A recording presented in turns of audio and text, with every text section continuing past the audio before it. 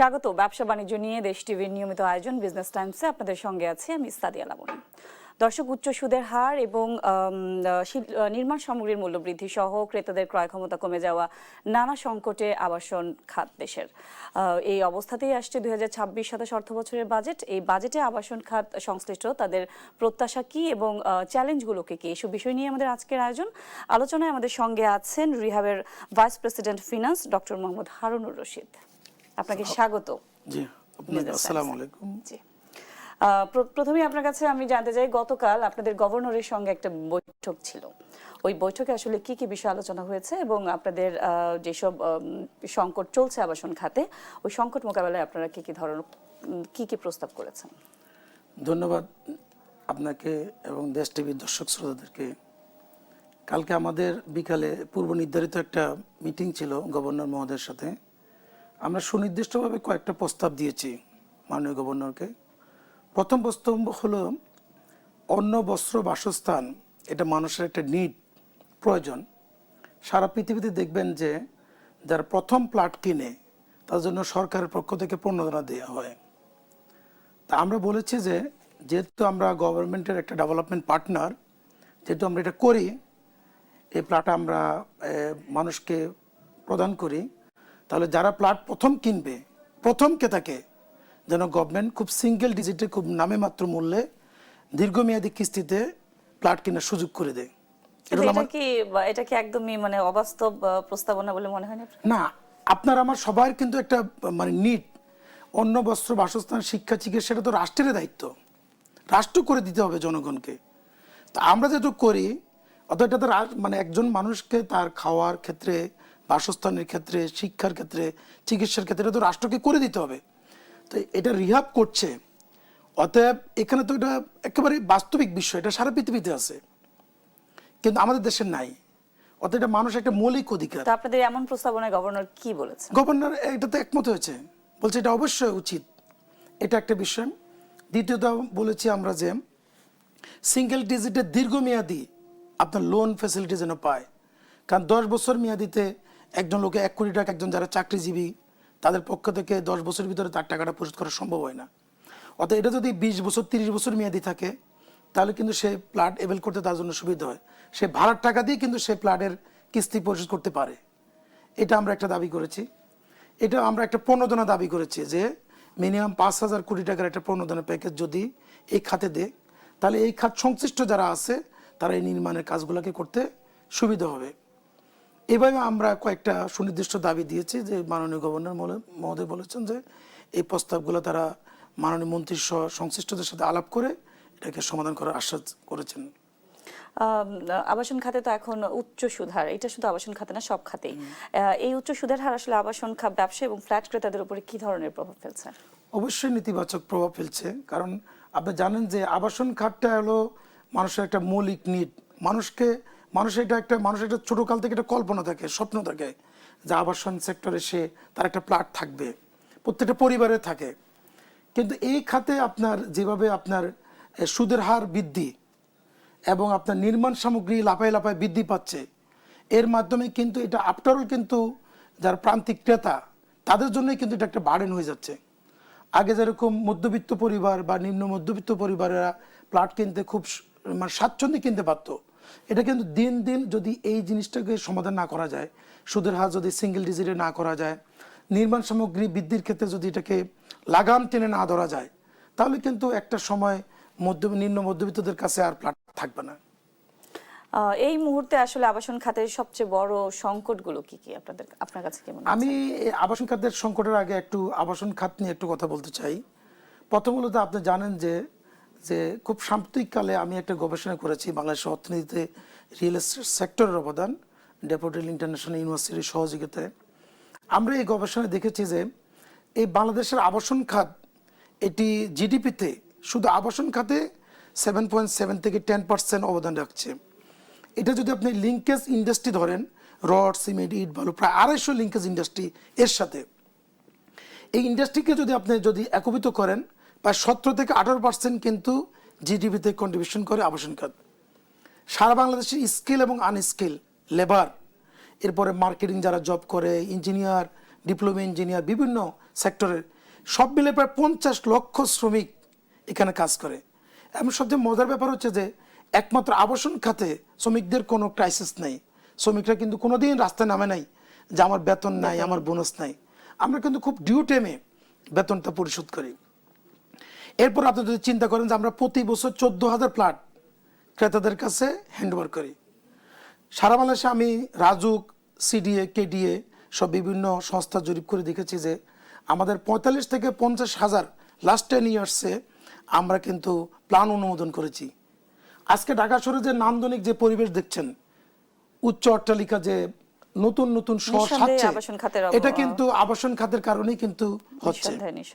তো এটা একটা বড় ধরনের একটা ইন্ডাস্ট্রি, এটা কিন্তু এখন প্রান্তিক কোনো খাত না, এটা একটা মূল খাত যেটা রাষ্ট্রের একটা ডেভেলপমেন্ট পার্টনার। এই খাতেই কিন্তু আমরা দেখেছি নানান ধরনের সংকটের মুখে এবং এর সাথে নির্মাণ সামগ্রীর যে মূল্য বৃদ্ধি, একজন ক্রেতা হয়তো বা একটা ফ্ল্যাট কখনো 50 লাখ টাকায় সে বুক দিল, কিন্তু টাইমিং এর কারণে এবং এটার দাম বৃদ্ধির কারণে নির্মাণ সামগ্রী সেটা অনেক দাম হয়ে যায়।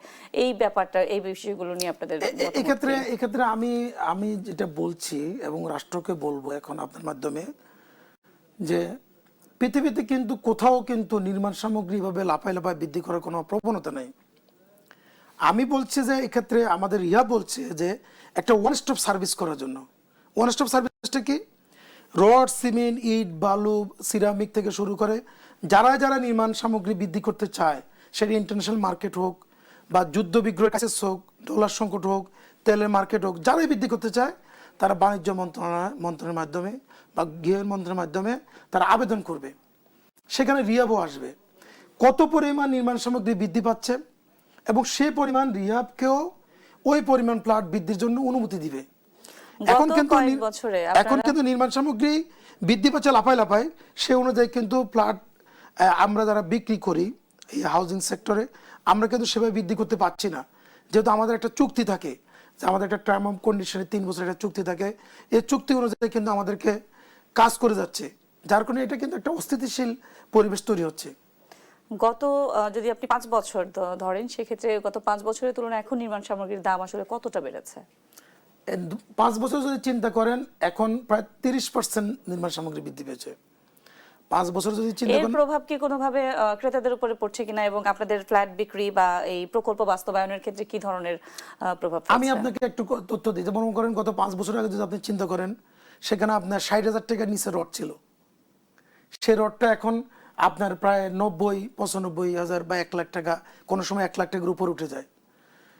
এরপরে সিমেন্টের কথা বলি, ইটের কথা বলি, বালুর কথা বলি, মানে সকল নির্মাণ সামগ্রী বৃদ্ধি পাচ্ছে। আমি তো গড়ে আপনার লিঙ্ক ইন্ডাস্ট্রিগুলোকে 30% বলছি। যদি আপনি আলাদা আলাদা যদি চিন্তা করেন, সেটা কিন্তু কোনোটা দেখা যাচ্ছে যে 60%, 70%, 80% হচ্ছে। আর যেহেতু নির্মাণ সামগ্রী বৃদ্ধি পাচ্ছে এবং আপনার জমির রেশিও থেকে শুরু করে প্লট বিক্রয়ের ক্ষেত্রে অবশ্যই রেট বেড়েছে এবং এটা যদি গভর্নমেন্ট এখন এটা লাগাম টেনে না ধরে বৃদ্ধির ক্ষেত্রে, তাহলে একটা সময় দেখা যাবে যে আপনার প্লট কিন্তু আর আপনার মধ্যবিত্তরা কিনতে পারবে না। সেটাই বলছি যে এই যে মধ্যবিত্তের জন্য বাড়ি বা ফ্ল্যাট কেনা তো দিন দিন একটা অনেক স্বপ্ন হয়ে গেছে। মানে এইটা থেকে আমরা আসলে কিভাবে বের হব? এই ক্ষেত্রে আমাদের রিহাবের পক্ষ থেকে পরামর্শ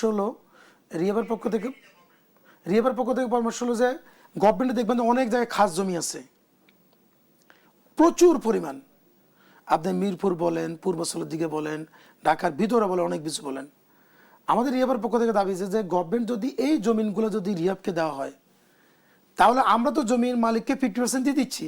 ধরেন এখন প্লটের মূল্য এই অঞ্চলে 6,000 টাকা।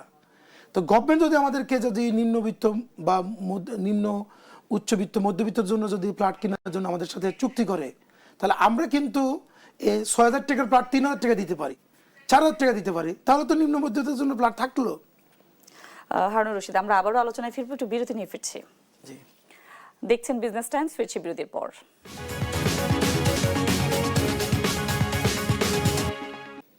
দেখছেন বিজনেস টাইমস।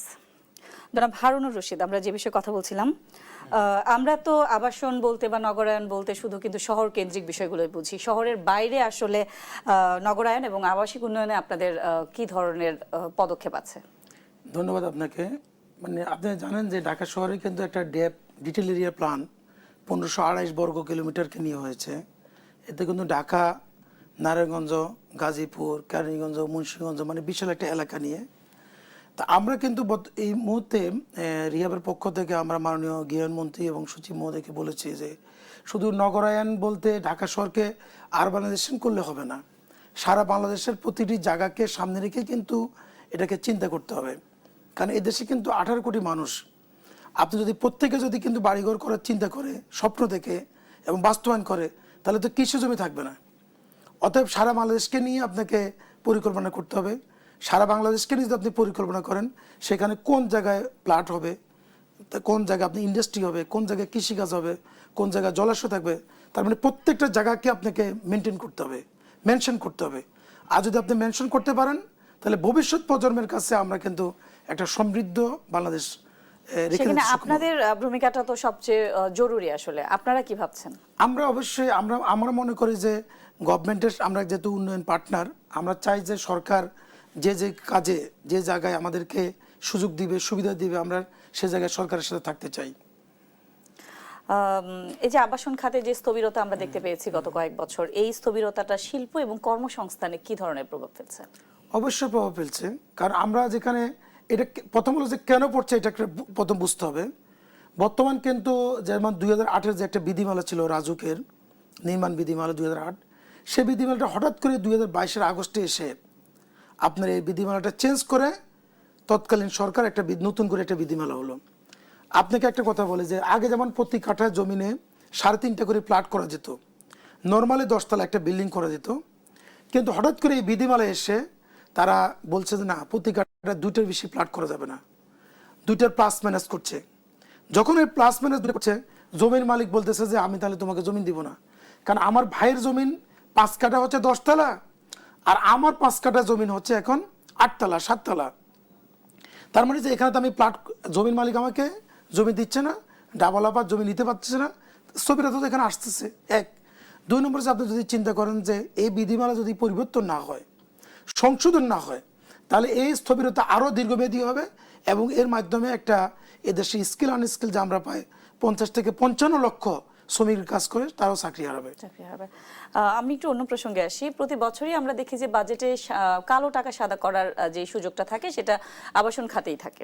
এই বিগত বছরগুলোতে এই সুযোগ কাজে লাগিয়ে আসলে কি ধরনের কত ব্যক্তি প্রতিষ্ঠান তাদের কালো টাকা সাদা করেছে এবং এইটার প্রভাবটা কেমন পড়ে আপনাদের খাতে?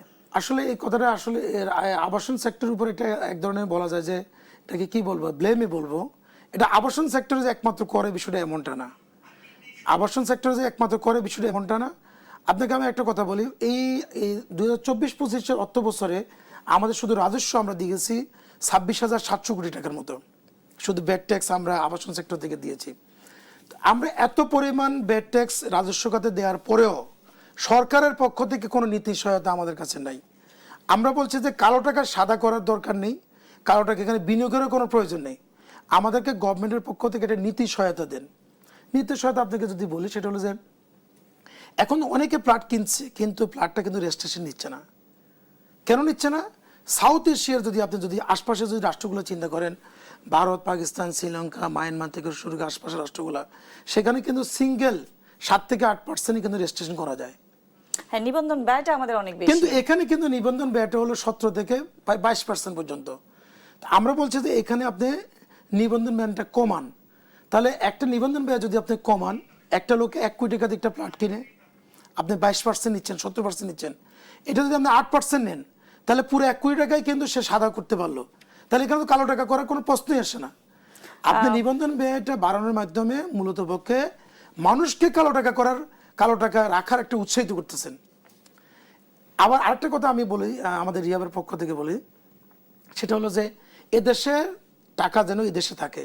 এক্ষেত্রে আপনি অবশ্যই বুঝবেন, আপনার যদি একটা গাড়ি থাকে, এই গাড়িটা প্রথম রেজিস্ট্রেশন কিন্তু 1 লাখ টাকা দিয়ে করেন, যখন এটা ট্রান্সফার করেন মাত্র 10,000 টাকা ট্রান্সফার হয়। যে আমরা একদমই শেষের দিকে চলে আসছি। এই ক্ষেত্রে আমি একটু বলে ফেলি যে এখানে কিন্তু আমাদের ক্ষেত্রে রেজিস্ট্রেশনের ক্ষেত্রে আপনি একটা প্লট কিনলেন, এটা 10 লাখ টাকা রেজিস্ট্রেশন করলো, বিক্রি করলো, আবার আর যে কিনবে সেও 10 লাখ টাকা, তৃতীয় ব্যক্তিও 10 লাখ টাকা। এটা যদি সেকেন্ডারি যদি নামে মাত্র ট্রান্সফার ফি হতো, তাহলে টাকার বিনিয়োগ এখানে থাকতো, বিদেশ থেকে বিনিয়োগ আনার দরকার ছিল না। এই দেশের মানুষটাই কিন্তু বড় একটা সেকেন্ডারি মার্কেট তৈরি করতে পারতো। আপনাকে অসংখ্য ধন্যবাদ আমাদের সঙ্গে যুক্ত হওয়ার জন্য। যে আপনাকেও ধন্যবাদ, দেশ টিভির দর্শক শ্রোতাদেরকেও ধন্যবাদ। আসসালামু আলাইকুম রহমতুল্লাহ। দর্শক, আবাসন খাতে সংকট ও সম্ভাবনা নিয়ে আমরা কথা বলছিলাম রিহাবের vice president finance doctor Mohammad Harun রশিদের সঙ্গে থাকার জন্য ধন্যবাদ।